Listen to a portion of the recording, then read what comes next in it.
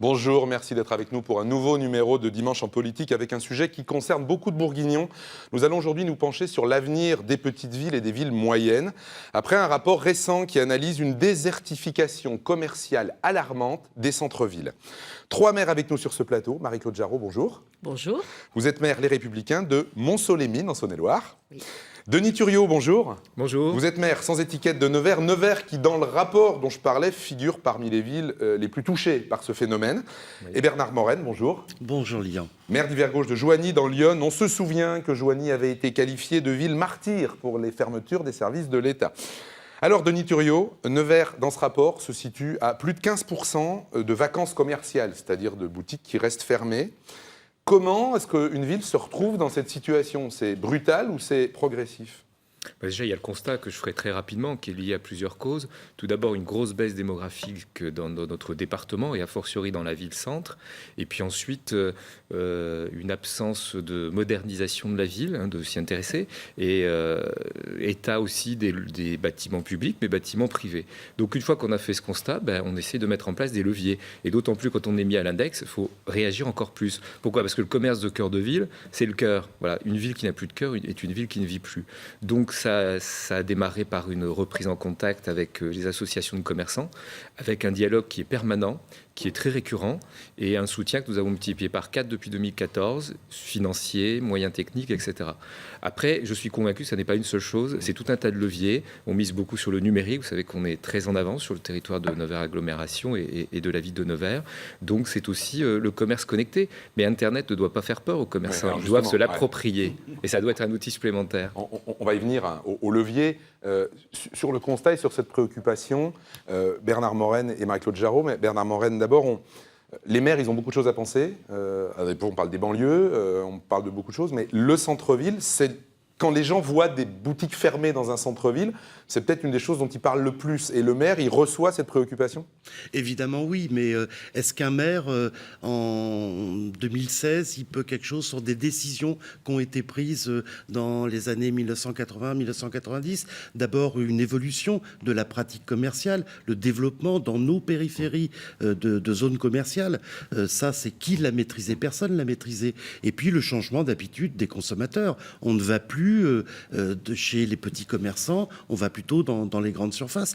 Les grandes surfaces, la grande distribution, qui elle aussi est menacée à terme par le e-commerce. Ça va jouer aussi.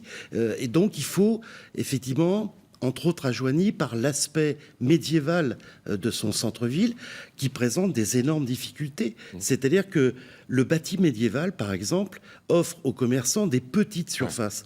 Et c'est quoi maintenant les données des commerces? C'est des plus grandes surfaces. Donc il y a tout le travail, on en parlera tout à l'heure, mais tout le travail qui est fait... Vous pouvez faire. Voilà, ce qu'on peut faire, puisque je crois qu'on est le seul exemple actuellement en France, dans le cadre de la politique de la ville, où à la fois on travaille sur les quartiers classique, j'allais dire, de nos quartiers populaires, mais aussi, et c'est une grande nouveauté, on va travailler sur le cœur de ville, sur la cité médiévale. Marie-Claude Jarraud, même chose, le maire, il reçoit le retour des citoyens qui disent « mais là, il n'y a plus de boulangerie, là, il n'y a plus rien, et on voit à vendre ou à louer sur les boutiques ». Alors effectivement, le maire reçoit toutes les doléances des citoyens, mais le maire est en charge aussi de travailler avec les commerçants sur la redynamisation du centre-ville. Il n'y a pas de fatalité sur ce sujet. Nous avons des leviers à utiliser, des leviers financiers, des leviers liés aux différentes lois qui nous permettent de préempter, qui nous permettent de travailler sur ce qu'on appelle les dents creuses. Donc, les dents creuses, c'est quoi? C'est des endroits où il n'y a plus rien, où personne ne veut s'installer, qui ne sont pas intéressants? Voilà, ce sont des endroits où il n'y a plus rien et où personne ne veut s'installer. Et puis, nous avons aussi à construire, mes collègues viennent de le dire, une stratégie commerciale par rapport à notre identification de notre zone d'attractivité. À Montceau-les-Mines, la ville, 20 000 habitants, zone d'attractivité commerciale, environ 140 000 habitants. Donc nous avons à travailler sur un certain nombre de leviers, notamment nous avons choisi, nous, la gratuité des parkings, nous avons choisi un accès tout à fait privilégié au centre-ville, et puis nous avons un atout très intéressant, très intéressant, c'est que nos zones commerciales sont à proximité, très très près, 500 mètres du centre-ville. Ce qui n'est pas le cas de toutes les villes. Et ça, c'est véritablement à construire, à utiliser dans le cadre de la stratégie commerciale. Alors, vous avez parlé de levier, et moi, j'ai envie de vous demander, il y a la discussion, il y a l'incitation, mais est-ce que, de votre point de vue, les maires, ils doivent aussi, à un moment donné, prendre des mesures beaucoup plus radicales, et je me tourne vers vous, Denis Thuriot, parce que voilà, c'est la mesure que vous venez de prendre, on va dire en instaurant une taxe sur les commerces vacants, pour dire ça de façon très simple. Expliquez-nous d'abord pourquoi vous avez décidé d'être beaucoup plus impératif, on va dire, et puis vous nous direz aussi ce que vous pensez de ce type de mesure, Denis Thuriot. Oui, et c'est en continuité de ce que viennent de dire mes collègues. D'abord, il faut avoir une politique globale, et c'est pas sur une chose ou du saupoudrage qu'on y arrivera, et c'est aussi de travailler en lien avec les commerçants, parce que c'est aussi à eux d'avoir un dynamisme. Nous, on n'est pas des commerçants, et on ne vend rien. Par contre, on essaye d'aider. Et à Nevers, il y a une problématique supplémentaire que j'ai oubliée tout à l'heure, c'est-à-dire des grandes disproportions sur les zones périphériques, avec un nombre de mètres carrés, notamment commerce alimentaire, qui était le plus important des villes moyennes. Donc, ça a été voulu à l'époque. Je ne vais pas faire comme mon opposition qui me dit qu'il faut tout raser. C'est aussi du commerce, des emplois et de l'activité. Par contre, il faut mettre tout le monde en lien et faire travailler ensemble. C'est ce qu'on a fait symboliquement, d'ailleurs, par un petit train l'an dernier. Et aujourd'hui, ces associations se parlent entre elles et se le partagent. Donc voilà, il faut faire ce trait d'union. Après, effectivement, moi, j'ai été pendant 2 ans dans l'incitation.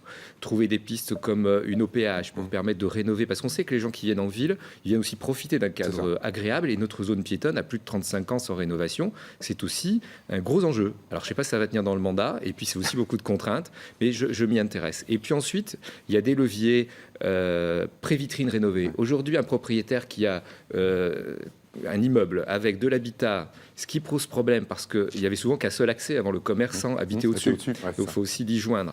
Et donc de l'habitat, une vitrine rénovée quasiment après à taux zéro, on peut refaire une belle vitrine, une belle façade. Il passe actuellement les coverings. C'est des images de chez vous qu'on voit en ce moment. Voilà, le covering des vitrines, c'est pas un gadget. Et ça a permis d'attirer le regard sur des choses qui étaient oubliées parce que désespérément fermées depuis des années. Et d'ailleurs, on a un certain nombre d'ouvertures suite à cette action. Mais sauf que j'ai envie de vous dire, ça ne devait pas suffire, vu la décision que vous venez de prendre. Ça ne devait pas suffire, parce qu'il y a une autre problématique aussi, il faut que les bailleurs soient raisonnables. On s'est rendu compte qu'à Nevers, les prix étaient excessifs, et j'espère qu'un jour ils pourront monter, mais en l'état, ils sont excessifs. Donc j'ai demandé à ce qu'on en tienne compte, et notre service développement économique a d'ailleurs, dans la négociation, fait baisser des prix, soit pour des nouveaux porteurs, soit par des gens qui étaient en difficulté, pour arriver à des prix raisonnables. Et mon idée, effectivement, c'était de proposer, ce qui a été voté au dernier conseil municipal, la taxe sur les friches commerciales, donc sur les locaux vacants.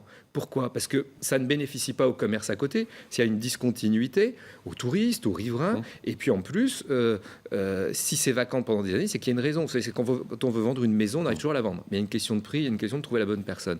Donc pareil pour un local. Donc aujourd'hui, je suis parti sur le maximum, c'est-à-dire que j'ai doublé les taux minimum. Donc aujourd'hui, c'est 20, 30 ou 40% sur première, deuxième, troisième année, sur une liste qu'on propose à l'administration fiscale. Ce qui est intéressant, c'est que je suis pas dans une optique de te taper sur tout le monde avec le bâton, je suis plutôt dans une optique de faire des réactions. Un certain nombre de bailleurs ont déjà pris contact avec moi, je les ai rencontrés, m'ont donné des explications, il faut qu'ils avancent, et puis s'il y a une bonne raison pour laquelle les locaux ne sont pas loués, ils peuvent être exonérés de cette surtaxe. Mais ma première idée, c'est aussi de motiver ceux qui se désintéressent, et il y a des gros propriétaires qui ne vivent pas là, qui se disent c'est pas grave si c'est pas loué, c'est pas admissible pour les autres. Alors, oui, vous aviez tous les deux envie de réagir à ce que disait Denis Thuriot, en fait, à tous les trois, on a les mêmes problématiques. Le constat qui est fait à Nevers, à Manceau, à Joigny, c'est pour ça qu'on vous a réunis. Et c'est très bien. Il nous faut des outils. Effectivement, nous aussi, on a fait un certain nombre de démarches comme couvrir les vitrines vides. On a aussi, mon prédécesseur avait acheté quelques boutiques dans la rue piétonne, et nous, on y met des tarifs très très bas. Et ce que disait Denis Thuriot à l'instant, effectivement, nous, on a aussi ce problème-là de propriétaires qui sont à l'autre bout de la France, qui des fois ne se souviennent pas qu'ils ont un bien à Joigny. Enfin, vous voyez, genre propriétaire, 86 ans, il ne se souvient pas. Il habite à Biarritz et il ne se souvient pas qu'il avait un truc à Joigny. L'autre problématique, il nous faut les outils juridiques aussi.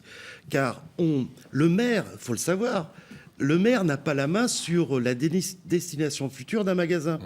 Moi, je n'ai pas envie d'un énième kebab Qu'est-ce qu'il fait le maire? Qu'est-ce qu'il peut faire le maire? C'est extrêmement compliqué parce qu'il n'a pas la main là-dessus. C'est la liberté du commerce. Alors après, on peut aller voir le futur entrepreneur en disant attendez, ça va être le énième dans la même rue. Faut être raisonnable. Ce que disent beaucoup d'experts, c'est que les commerces de base sont tendance à être remplacés par ce qu'on appelle des commerces de superflu. C'est-à-dire qu'on trouve des gens, mais... Oui, puis alors, moi, ce qui est dangereux aussi, c'est que il faut bien, on va pas se le cacher, il y a des commerçants talentueux, il y en a qui ne le sont pas. Il y en a qui sont faits pour être commerçants, il y en a qui ne sont pas faits pour être commerçants. Il y a des gens qui ont changé de destination. La mairie a été... Là, on voit les images du livre qui a été fait sur les commerçants de Joigny. Ça, c'est une autre forme d'action. Oui. Là, pour le coup, c'est le lien avec le monde. Ça, ce bouquin qui a été tiré à 3000 ou 4000 exemplaires, ça a été vraiment une belle démarche parce que c'est de montrer que le tissu commercial à Joigny est très important. En gros, c'était de dire n'allez pas à Sens, n'allez pas à Auxerre, il y a tout ce qu'il faut à Joigny.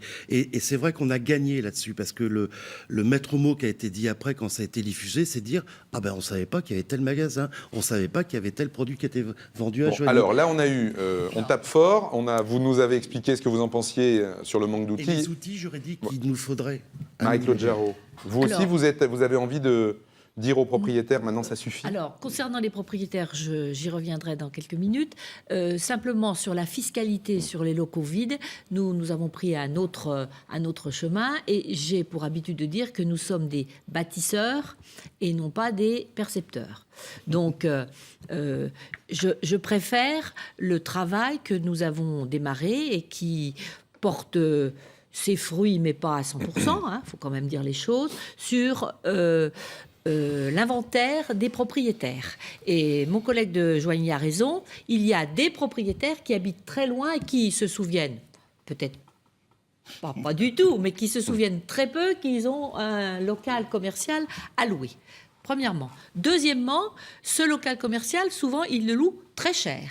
Donc, j'ai initié un travail sur l'interpellation, et non pas la fiscalité. Ouais. Enfin, s'ils n'ont pas envie, ils s'en fichent. Sur l'interpellation, non, ça fonctionne. Ah, c'est vrai ? Si, ça fonctionne. Sur l'interpellation de ces propriétaires qui, pour certains, se sont rendus, ont rejoint notre cause et ont baissé le montant des baux, le montant du loyer.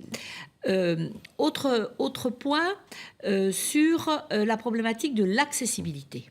Il faut aussi bien dire que nous avons dans nos budgets à nous intéresser à la problématique de l'accessibilité. C'est-à-dire que les commerçants, il faut qu'ils rendent leurs locaux accessibles.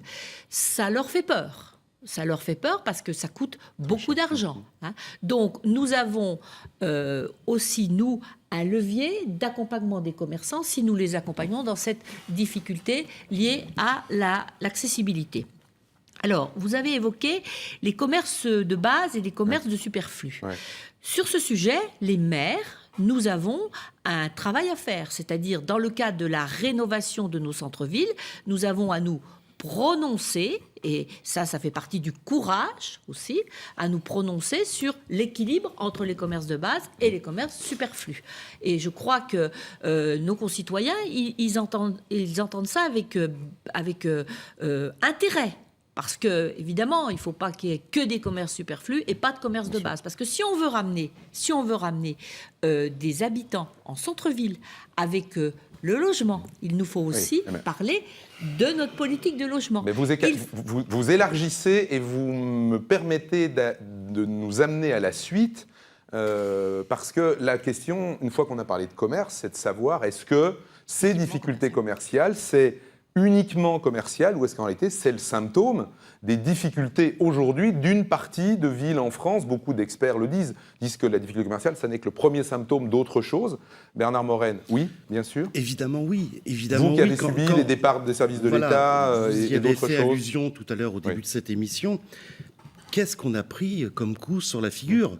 À chaque fois qu'il y avait une réforme, comme on dit, hospitalière, fermeture de la maternité et de la chirurgie, justice, fermeture du tribunal d'instance fermeture du tribunal de commerce, et la cerise sur le gâteau, genre 48 heures après l'arrivée de moi-même sur mon siège de maire de Joigny, fermeture du groupe géographique, 410 personnels civils et militaires. Un seul chiffre que je donne à chaque fois pour donner la réalité des choses. Quand le comptable du groupe géographique avait fini de faire les payes tous les mois, il en avait fait pour 700 000 euros.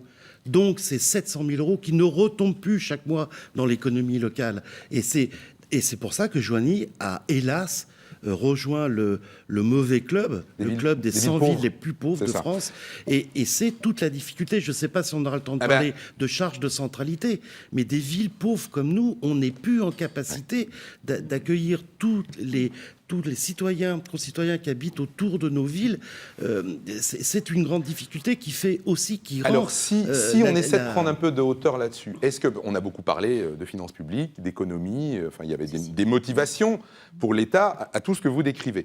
Est-ce qu'à un moment donné, vous qui êtes aux commandes de villes petites ou moyennes, on va dire, dans la typologie française, vous avez l'impression que ceux qui dirigent et qui prennent les décisions ne prennent pas la mesure de ce que sont ces villes de Niturio et de leurs difficultés? D'une façon générale, je pense qu'on le dénonce tous. On est souvent victime des technocrates, pas forcément des élus nationaux d'ailleurs, qui finalement prennent des décisions sur des rapports de technocrates qui ne connaissent pas le terrain. On n'a pas tout à fait les mêmes difficultés. En tant que ville-préfecture, on a moins subi ce que vous décrivez. Il y a d'autres causes. Mais par contre, je me rappelle, quand j'étais bâtonnier de l'ordre et qu'on voulait supprimer les tribunaux de grande instance, on n'a pas tenu compte des réalités. Quand on voulait fermer la maison d'arrêt de Nevers en disant Nevers c'est en Bourgogne, donc c'est à côté de Dijon, décision, pardonnez-moi, mais stupide. Bon, on a gardé la maison d'arrêt, sinon on aurait désocialisé les gens. Et je vois pas aussi dans un territoire qui est quand même en difficulté comme la Nièvre, les familles pourraient aller voir les détenus régulièrement, c'est important.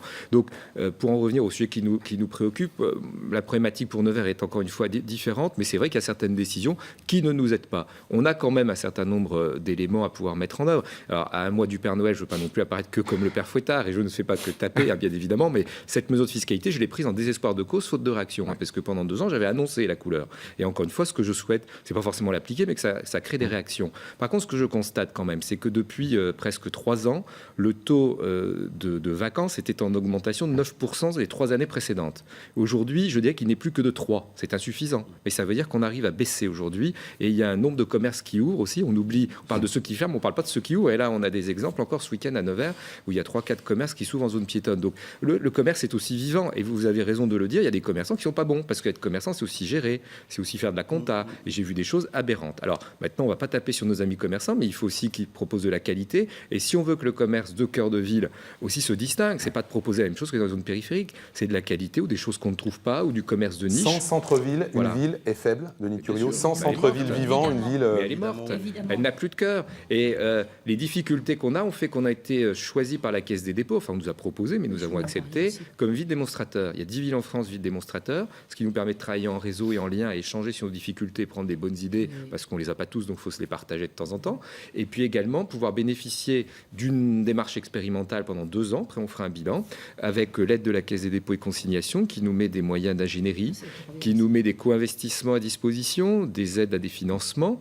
Et l'idée, c'est d'identifier, mais très précisément des zones. Parce qu'il faut aussi avoir conscience que peut-être la zone commerçante il y a 40 ans, il ne faut plus vouloir qu'elle soit la même aujourd'hui. C'est une erreur. Donc, il y a des choses qui sont changées. C'est pour ça que nous, ça nous aide dans une démarche urbanistique de mettre des zones piétonnes nouvelles. C'est compliqué. Il y a les pros, il y a les contre. De mettre des zones, en tout cas, partagées. Et donc, c'est intéressant. Et je mets bon espoir aussi dans ce qui est un outil supplémentaire à utiliser. Ce que vous décrivez quand même, c'est qu'il y a eu une prise de conscience aussi d'un certain nombre de services aujourd'hui de cette difficulté. Vous dites qu'il y a des outils, il y a quand même j'ai l'impression, puisqu'on cherche à faire des choses innovantes. Moi, je le fais notamment, j'ai parlé du numérique, mettre le Wi-Fi Access gratuit, c'est important. Aujourd'hui, on est chacun sur nos smartphones, on veut faire la meilleure affaire. Si vous l'avez en 2 minutes et vous savez que c'est à côté plutôt que d'aller à l'extérieur, c'est gagné pour nos commerçants de cœur de ville. Marie-Claude Jarraud, elle attend avec impatience. Elle Oui. me fait signe qu'elle n'a pas beaucoup parlé. Je voudrais dire que les commerçants sur cette opération de centre-ville restent nos interlocuteurs privilégiés. Mais nous devons agir par rapport à toutes nos offres, c'est-à-dire l'offre commerciale du centre-ville, l'offre du commerce de périphérie, l'offre culturelle, parce que ça c'est important. Si on a des villes moyennes, donc on peut tout à fait organiser une activité culturelle dans notre centre-ville, à côté de l'activité commerçante. L'offre sportive, la proximité. Il faut qu'on joue la carte de la proximité, de notre image de proximité, et qui va nous rendre plus attractifs. Et moi, je ne suis absolument pas démoralisée par rapport au centre-ville. Je pense que nous avons de beaux projets. Nous écrivons les maires la nouvelle page de la redynamisation des centres-villes. Et ça me paraît fondamental. Après, le travail avec les commerçants, il doit se faire en confiance. Parce que ce n'est pas toujours facile, les commerçants. Hein. Mais puisque nous sommes dans des villes moyennes ou des villes petites, on peut très bien répondre à leurs demandes. Cette année, les commerçants sont venus me voir, l'association des commerçants est venue me voir en me disant il faut fermer la rue piétonne sur toute sa longueur. OK, on y va. En septembre, c'est peut-être pas une bonne idée. On va rouvrir une partie de la rue piétonne. Oui, mais notre proximité et le fait que nous soyons maires de petites ou de moyennes villes, ça permet de faire ça. C'est facile. Donc, répondons sur l'opérationnel, mais ayons une vision stratégique urbanistique. De plus, quand nous avons la chance d'avoir des cours d'eau, en ce qui me concerne, moi j'ai le canal du Centre, on peut tout à fait organiser autour du centre-ville. Ne parlez pas de la Loire à Denis Thuriot parce que ça va être plus compliqué. Elle est en train de monter là. Mais... Nous, c'est la Bourbasse, mais bon. Le canal du Centre qui est à côté du centre-ville. Eh bien, il faut exploiter, il faut développer ces potentiels qui sont très intéressants. Le tourisme fluvial, ça fait venir des acheteurs dans la ville. Cette proximité, jouons la carte de la proximité. Vous nous dressez un tableau qui est plutôt rose. Pardonnez-moi, ce n'est pas exactement ce que le rapport de l'Inspection des Finances dit sur la plupart des villes moyennes en France qui sont quand même dans une situation difficile à ce sujet. Donc, c'est pas, si vous permettez, c'est pas un tableau plutôt rose puisque c'est le canal du Centre qui passe, ça serait plutôt de l'eau bleue. Oui. Mais concernant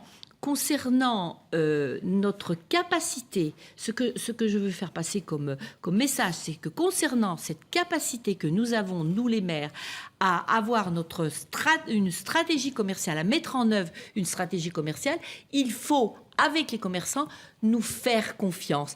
Et mon collègue a parlé de la Caisse des dépôts qui accompagne d'une manière tout à fait significative et engagée les villes pour se reconstruire. Oui, parce qu'au-delà de tout ça, on en a parlé un petit peu. Je pense qu'on est tous les trois touchés par plutôt une baisse de la démographie. Hein. Oui, Denis, vous l'avez dit tout à l'heure. Alors, qu'est-ce qui se passe en fait? C'est que nos villes, les villes-centres, on est des villes-centres. On est des villes-centres par rapport aux autres communes d'à côté. Oui. Nos villes-centres baissent. Des fois au profit des communes qui y a autour. Oui. Mais ces communes qui y a autour, elles ont déjà perdu leur boulangerie, elles ont déjà perdu leur pharmacie. Et ça va pas. Et cette augmentation, cette petite augmentation de la démographie dans les petits villages, dans les petites communes, ne fait pas renaître des commerces. Donc en fait, c'est tout qui s'appauvrit. Et moi, j'attends un vrai geste fiscal de la part du gouvernement à venir. C'est de prendre en compte les charges de centralité. Je cite, Lilian, un exemple. On a un grand club sportif qui s'appelle l'Union sportive jevinienne. L'Union sportive jevinienne regroupe 19 sections. C'est 2000 adhérents, plus de 2000 adhérents, ce qui est quand même pas mal. Sur les 2000 adhérents, il y a 800 jeviniens, 1200 non-jeviniens. Et qui paye les installations? Qui entretient les installations sportives? Que les contribuables jeviniens. Et là, il y a un truc qui ne va pas. Et je pourrais multiplier dans le domaine de la culture notre médiathèque. Il nous reste 4 minutes d'émission. Je vous coupe, Bernard Morenne, parce qu'il y a une question que j'avais envie de vous poser qui est dans le début des campagnes électorales qui commencent, on aura très peu de temps pour en parler, c'est l'expression à la mode, c'est la France périphérique, ce serait cette idée qu'à côté des grandes métropoles, il y a une autre France aujourd'hui qui est celle des petites villes et des villes moyennes, et que c'est aussi là-dedans que ceux qui labourent le populisme vont chercher, parce qu'un certain nombre de gens ont l'impression que ces villes sont oubliées et que ça ne marche pas. Denis Thuriot, oui, c'est vrai, vous êtes les maires de la France périphérique ? Oui. Alors, moi, j'ai pas ce terme. Moi, je suis un maire dans un département rural. Je suis un maire d'une ville et un président d'agglomération d'une zone urbaine ou périurbaine. Et ça, il faut le revendiquer très fort. On est à 2 heures de Paris, 2 heures de Dijon, théoriquement, quand tout va bien. Donc, voilà, on a un positionnement, nous, que je revendique et je souhaite pas uniquement avoir les miettes. Donc, ça, c'est clair. En revanche, quand on parle de projet global, c'est un projet aussi, ça revient au maire. Quand je suis arrivé à la mairie, il y avait 70% des voies qui sortaient du centre et 30% qui arrivaient. J'ai rééquilibré. J'ai fait vraiment une politique de stationnement, développement des zones bleues, etc.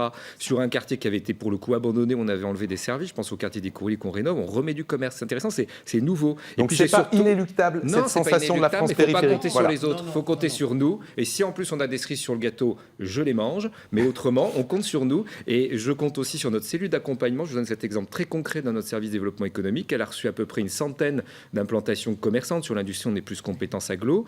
Eh bien, il y a à peu près 12 qui ont répondu oui et on ouvre. Donc voilà, ça veut dire qu'il peut y avoir du résultat. Il faut être patient, il faut être construit, réfléchi, cohérent dans tout ce qu'on met en place. Et c'est pas un levier d'action qui va nous sauver, c'est plein. Et puis donner une meilleure image de nous. Ça relève aussi de nos politiques. Aujourd'hui, l'avenir n'est pas que dans les métropoles, il est peut-être surtout d'ailleurs dans des zones moyennes, comme on les représente tous, parce que finalement, c'est là où il y a le plus de Français. Moi, je suis un garçon toujours optimiste.